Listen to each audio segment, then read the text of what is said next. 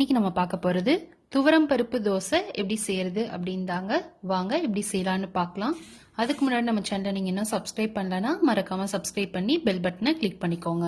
First ஒரு கப்ல இட்லி அரிசி, அரை கப்பு துவரம் பருப்பு, ஒரு ஸ்பூன் வெந்தயம், இது எல்லாத்தையும் ஒரு 2 மணி நேரம் ஊற வச்சு கூட காஞ்ச மிளகாய் காரத்துக்கு ஏத்தாப்புல போட்டு நல்லா அரைச்சி எடுத்துக்கலாம்.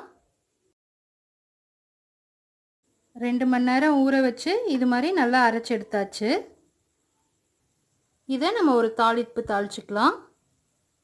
தாளிக்கிறதுக்கு ஒரு பாத்திரத்தை வச்சு எண்ணெய் ஊற்றிக்கோங்க.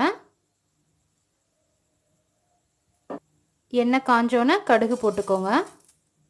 சீரகம் அரை ஸ்பூன், மிளகு அரை ஸ்பூன், கருவேப்பிலை போட்டு தாளிச்சு கொட்டிடலாம்.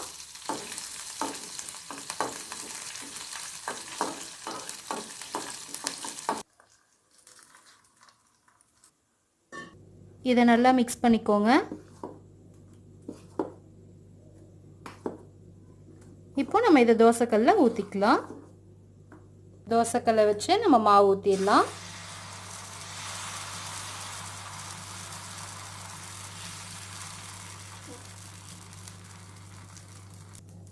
சுற்றி எண்ணெய் விட்டுக்கோங்க.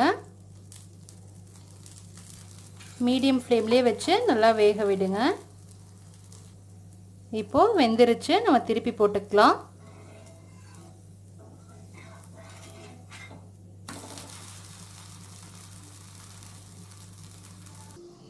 ரெண்டு சைடும் நல்லா வெந்துருச்சு, நம்ம எடுத்துடலாம். இதுக்கு நம்ம தக்காளி சட்னி வச்சு சாப்பிட்டா ரொம்பவே சூப்பராக இருக்கும்.